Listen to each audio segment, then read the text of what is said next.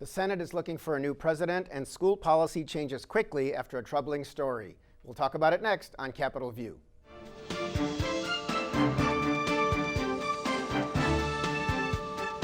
Welcome to Capitol View, the program where we talk about state issues, sometimes federal issues, and how they just might affect your life. I'm Bernie Schoenburg from the State Journal-Register. With me today, Charlie Wheeler is back. He is retired director of the Public Affairs Reporting Program at University of Illinois Springfield, also a longtime State House reporter before that at the Chicago Sun-Times. Welcome back, Charlie. Thank you. It's always a pleasure to be here. And Rebecca Anzel is back. She is with Capitol News Illinois, reporting from the State House. Welcome, Rebecca. Thank you.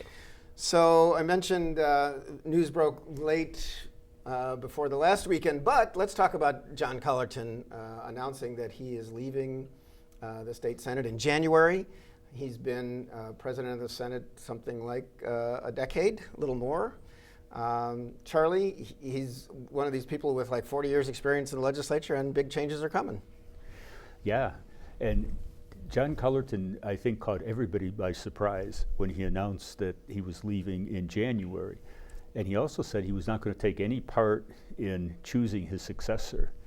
And so it'll be up to the Democratic caucus, the 40 Democratic senators, minus Senator Collerton, maybe minus Senator Sandoval, who will under investigation. He's under investigation, and if I'm not mistaken, he didn't show up at all for the veto session. Not any of those 6 days. Yeah, so he's kind of incommunicado. And so they will choose one of their number, and presumably that person then, and what Senator Collerton said recently, his spokesperson John Patterson said that they'll come in on a day when the Democratic caucus will decide, and then they'll go right to the floor and have the election.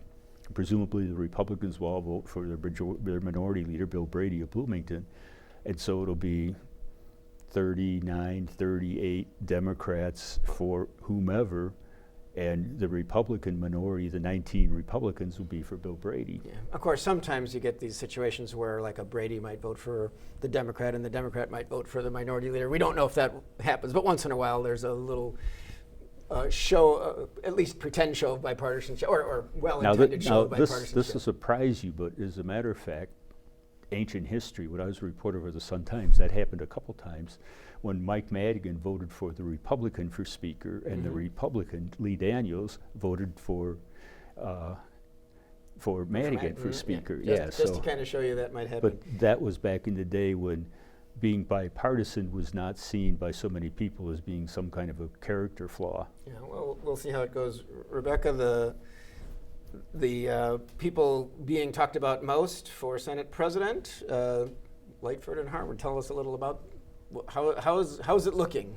Majority Leader Lightford, if selected, would be the first woman to be Senate President.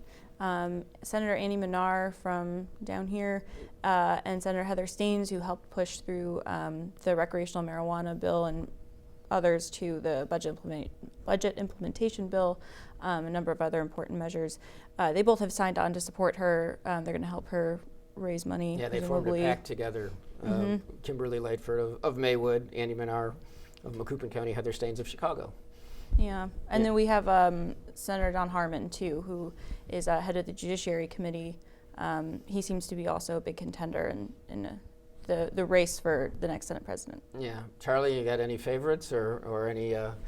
This would be a time for a little history on Senate presidents don't always sneak right in. I really have no idea whether it'll be Senator Lightford, Senator Harmon, Senator whomever, but I would be willing to bet any amount of money that it will be very tame compared to what we went through back in the 70s. And as you said, I was a longtime reporter for the Sun-Times. I was there to watch it. When Tom Hines, the father of our recent comptroller, Dan Hines, was elected Senate President back in 1977, it took 186 ballots over 6 weeks. And part of it was the Democratic caucus was split. There were a group of, I guess in today's terms, you'd consider them as being progressive Democrats, and we in the media called them the Crazy Eight. Vince Tamuzio from Macoupin County was one of those. Don Clark-Netsch from Chicago. Terry Bruce from Southern Illinois. I won't go through the whole list. Although it's interesting, one of the Crazy Eight was, was Jerome Joyce, a Democrat from Reddick. His son was named to a vacancy in the state Just Senate recently, right? recently. He was yeah. a farmer, But that's in any right. event, they won 186 ballots, and they finally,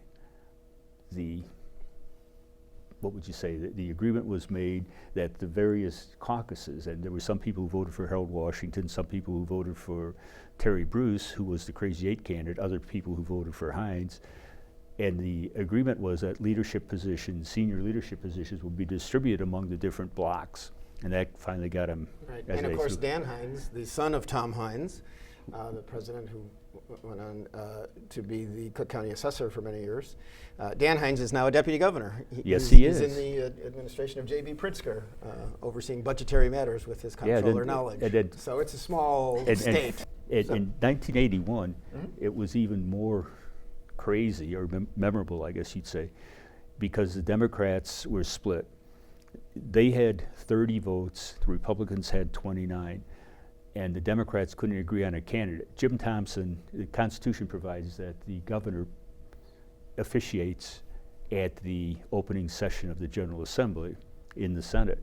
And so Jim Thompson calls the roll call, and the Republican candidate gets 29 votes. And the Democrats were split 3 ways. And Jim Thompson says, okay, the Republican is the Senate president. And all kinds of mayhem erupted. And for a period of, gosh, I think it was close to a month, we had 2 Senates. We had a Democratic Senate and a Republican Senate. One met in the afternoon, one met in the morning. Finally, it went to the Illinois Supreme Court, who decided, well, it takes 30 votes. And by then the Democrats had realized the foolishness of their ways, that they were all united behind Phil Rock, and he got elected, but again, this was a 30-day wait. Right. So I'm guessing whoever is going to be the successor to John Cullerton, it's not going to take a month, and it's not going to take 186 ballots. It's going to be done in a matter of hours. Right. And of course, they have a tremendous advantage now in numbers. They're nothing like a 30-29. As you said, I guess 40-19. So we will see where that goes. I will say sometimes a mayor of Chicago can have an influence, but Lori Lightfoot is the mayor of Chicago. She's very new at this. She doesn't know legislators as well as some others, so my guess is that it'll be more internal Senate.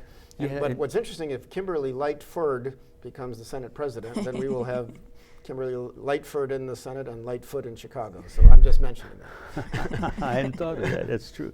One of the differences, too, is back then in the 70s, the Chicago mayor had a lot of influence because he controlled a lot of jobs. And nowadays, the patronage armies are pretty well disappeared.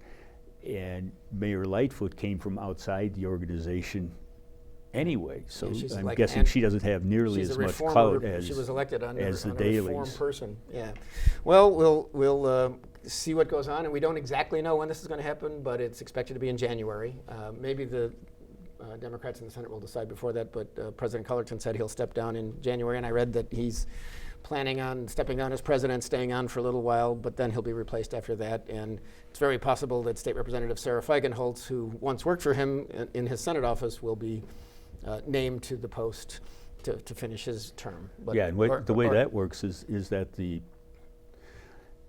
political leaders of the party, of the legislator who's retiring or is leaving office or pass away, whatever, they get together and based on the weighted vote, how voters in their wards or their townships in Chicago or in the counties outside the metropolitan area, how they voted.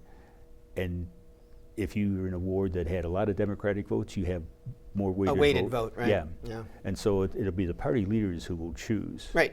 Yeah. We'll see how that goes. So at the opening of the show, I mentioned that there's been a big change in educational policy. All of a sudden, after a story by, I'm not sure how to pronounce it, ProPublica or Publica, and the Chicago Tribune did a story about seclusion rooms in public schools. And Rebecca, you said it was hard to read. Yeah, it was kind of hard to get through. The story kind of documented how many cases of instances there were throughout the state, not in Cook County, they've outlawed the use of what are called isolation rooms. Basically, elsewhere in the state, children that perhaps teachers felt they weren't able to control. Yeah. And some of these are special ed situations, like even special ed schools where these rooms were happening, where the kids would be put in like a padded room with a door closed and locked. And somebody's just a staff member, a teacher, is supposed to sit outside and take notes on what happened. And then these reporters were able to go over thousands of reports of what happened. And there were there are certain criteria under which you're supposed to be able to put kids in these rooms. And apparently there were thousands of cases where they were put in the rooms when they hadn't done the kind of thing that's dangerous to yourself or someone else that's supposed to be the criteria to go in there.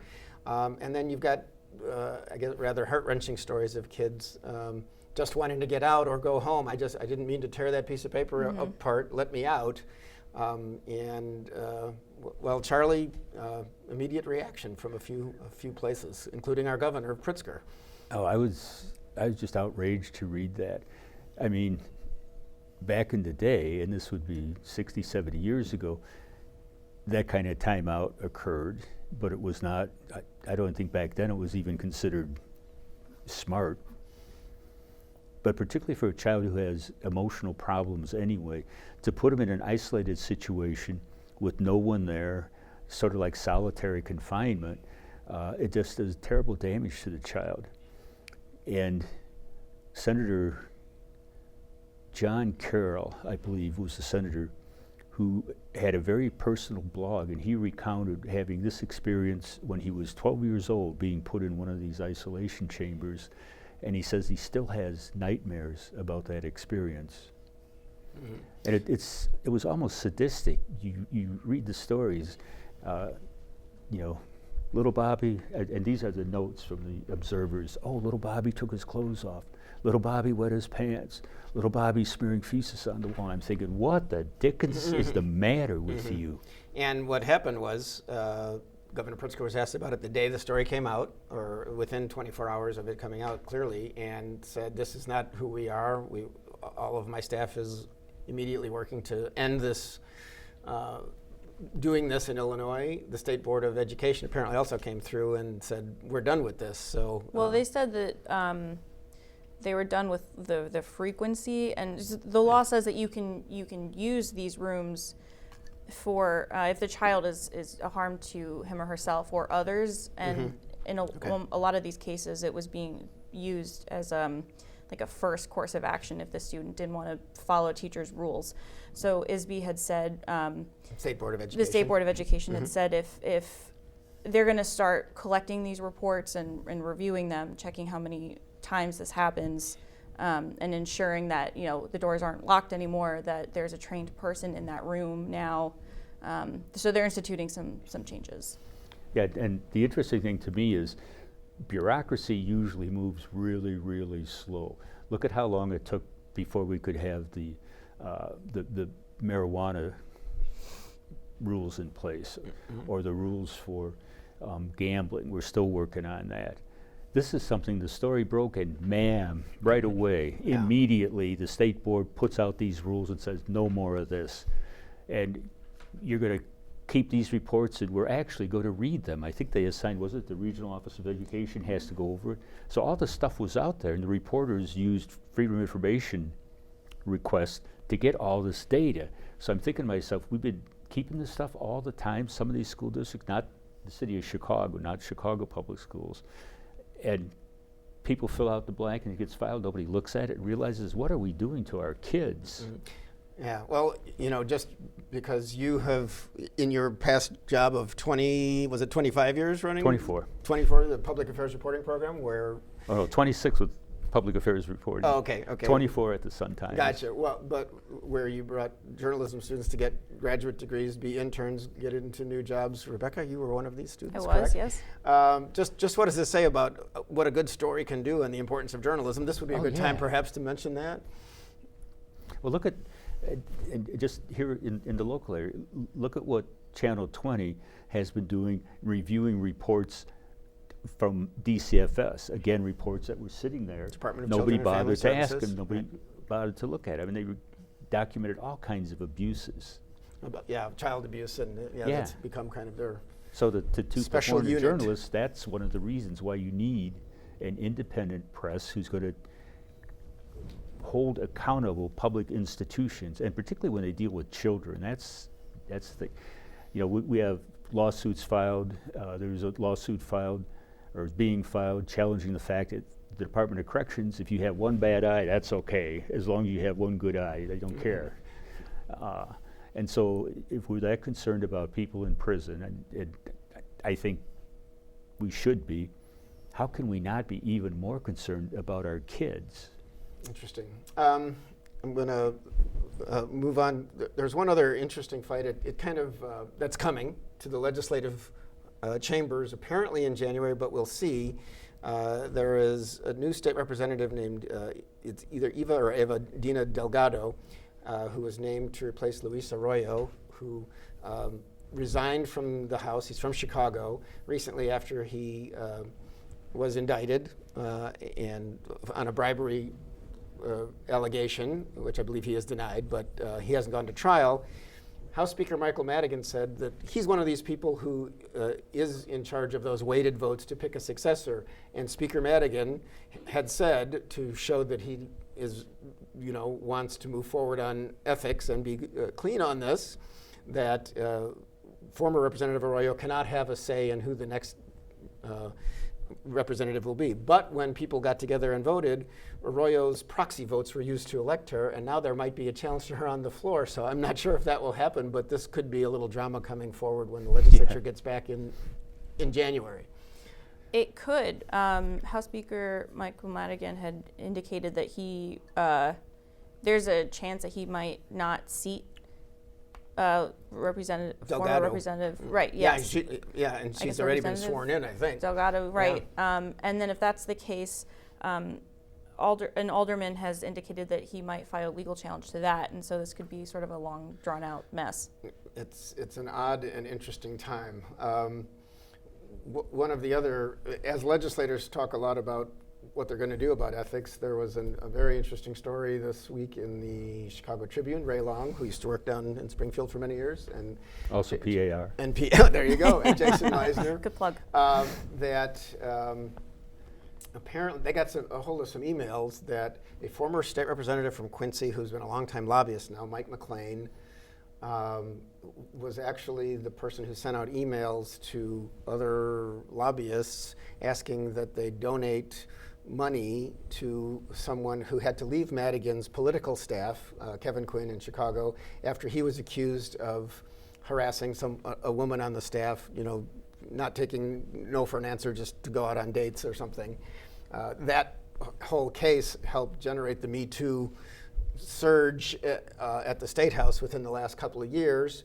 And he was then going apparently through a divorce, but it turns out McLean was apparently directing other people or encouraging other people to send the occasional $1,000 check, and I believe Kevin Quinn got like $30,000 to tide him over when he wasn't working for Speaker Madigan anymore, which is far from banishment, but it's just, and we don't know if Mr. McLean, I used to report his votes when I worked for the newspaper in Bloomington, because his district came close enough to Bloomington when he was in Quincy years ago for me to do that. But he's always been a very pleasant person, but he's known to be very close to Mike Madigan, and he's been a lobbyist for Commonwealth Edison. And his home was recently, or within the last few months, raided by the FBI too, and we don't know why. We don't know that anything bad has happened. This is just another part of an unfolding chapter of we don't know what. Yeah, I mean, fingers keep pointing back to House Speaker Mike Madigan's political machine, as it's sometimes dubbed. But yeah, as you pointed out, we don't really know what any of it means or where it's going or what's going to come of it. So it's important to note. Yeah, Charlie, any thoughts on kind of the microscope seems to be set on lobbying activities of a major utility in the state? That just seems like something very new for the feds. I mean, you have so much experience at the State House. And I think the suspicion is that the that ComEd made hiring decisions for consultants, for lobbyists, based on who they thought their hires would help curry them favor with Madigan, the House Speaker. I guess that's the bluntest way to put it. Mm-hmm. They were trying to get an edge with Madigan by hiring people who were close to him or who they thought were close to him. Right, and this is an electric utility, of course, which mostly serves northern Illinois, so Yeah. it's not that much of a central Illinois And story, except one of it's- the big issues that was going on in roughly the same time frame, ComEd was looking for bailouts of 2 troubled nuclear power plants, and they were looking for the state to bail them out by allowing them to charge their customers a much higher rate. And their bailouts ultimately went through. Now, part of the argument from one was in the Quad Cities areas, the other was here in central Illinois in Clinton. Mm-hmm. The argument was these jobs are important for the people in those communities. We don't want to lose the jobs. Now, had the plant shut down, Illinois would not have gone dark. There's enough power on the grid that they could have replaced the plant's output with no loss of anything, but it was more couched in terms of we have to help these people who work for ComEd or Exelon, the generating arm, for so long. We can't just throw them out. Mm-hmm. Yeah, well, it's an interesting power dynamic, so we will kind of see what that means as time goes on. Again, we've had these swirling investigations going on where, the feds also raided Senator Sandoval's office in Springfield at the State House, and also his office back home and his home. He's not been charged with anything. He was very instrumental in overseeing, through being chairman of the Transportation Committee in the Senate, the $45 billion capital plan that's going to build roads all over, rebuild roads all over the state. He has now moved away from being the chair of that committee after various public outcries. Didn't come, as we said, to the legislative session during veto session. We'll just have to see what happens. We don't know.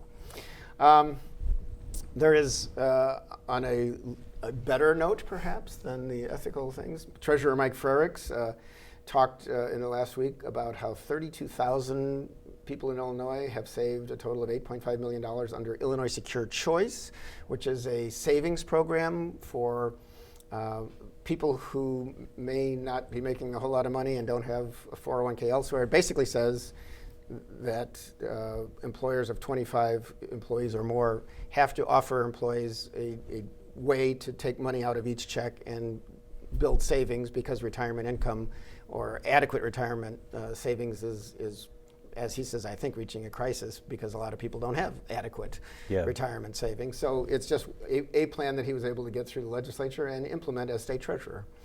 Yeah, it's only been in effect, I think, for slightly more than a year. It began with really large corporations, and it was phased in.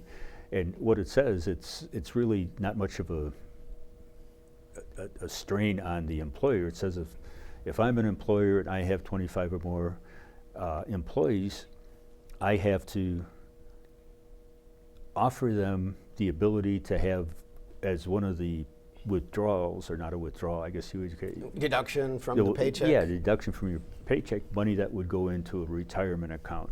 And if you, the employee, don't want to participate, that's fine, no problem. Right. I, as the employer, I don't have to put in any money other than whatever time it takes to program the computer to dock Wheeler another $20 or whatever. Mm-hmm. And so, and Frerich's point, and he spoke about this when he met with the PAR class a couple years ago, I guess, was that a lot of people, just out of, I guess, inertia, don't really look at retirement saving.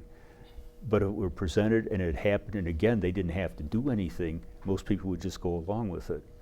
And the difficulty is the studies show that people who are retiring don't have enough money for their retirement. They did not adequately save. Yeah, it's tough stuff. So, Rebecca, I'll toss this out there, and you could just pontificate if you wish, but Washington has been going crazy with impeachment. There were all the impeachment hearings this week. I don't think we heard much about that when we were down when the legislature was meeting. Do we think that has any, obviously it will affect congressional races around here, but other than that, we know our governor doesn't like the president. We know a lot of central and southern Illinois Republicans in the legislature like the president, but other than that, they're just kind of leaving it out of town. So are you asking if it's going to have any bearing Yeah, on? well, I guess it could have bearing on elections next year, but that's coming up. So, I guess I will pontificate. and it's been interesting. One of the congressional districts, which includes part of Springfield, is the 13th, where Rodney Davis is running for another term. He's a Republican. He long ago said he couldn't vote for President Trump after the Access Hollywood tape, but then he wouldn't say if he did, and now he says the president is working well. There's a group called American Action Network that ran ads starting in the last week on TV in Central Illinois, thanking him for wanting to do the business of the people and opposing impeachment. There's another group called Defend American Democracy that is veterans from other states generally, running ads saying, tell Rodney Davis to hold the president accountable. So we're already seeing, a year before an election, these outside ads that could affect a race.